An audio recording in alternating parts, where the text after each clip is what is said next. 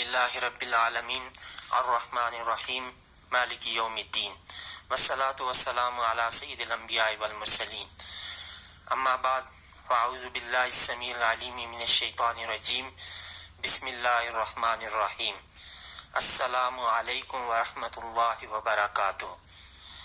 آج کی نشست میں ہم جس حدیث طیبہ کو پڑھنے کی سعادت حاصل کریں گے اس کا ٹاپک عبادت پر علم کی فضیلت کا بیان ہے۔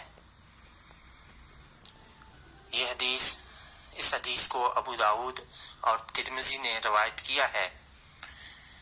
وعن ابی درداء قال سمعت رسول اللہ صلی اللہ علیہ وسلم یقول من سلک طریقا یبتغی فیہ علما سہل اللہ له طریقا الی الجنہ وان الملائکۃ لتضع اجنحتها لطالب العلم رضا بما یصنع وان العالم لیستغفر له من فی السماوات ومن فی الارض حتى الحیتان فی الماء وفضل العالم علی العابد كفضل القمر علی سائر الكواكب وان العلماء ورثة الانبیاء وان الانبیاء لم يورثوا دینارا ولا درہما وانما ورثوا العلم فمن اخذه اخذ بحظ وافر صدق رسول اللہ صلی اللہ علیہ وآلہ وسلم۔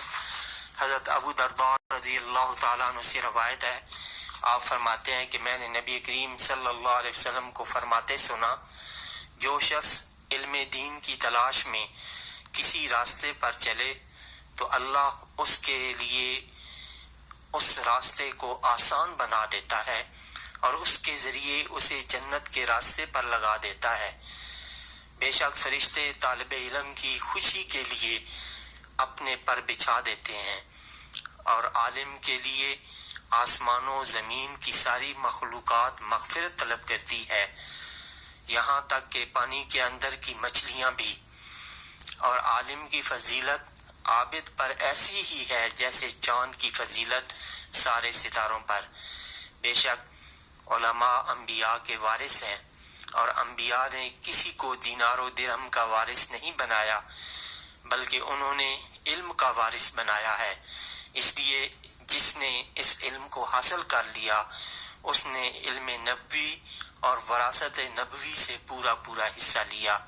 صدق رسول اللہ صلی اللہ علیہ وآلہ وسلم۔ اللہ کریم ہمیں علم کو سیکھنے اور اس پر عمل کی توفیق عطا فرمائے۔ وآخر دعوانا ان الحمد للہ رب العالمین۔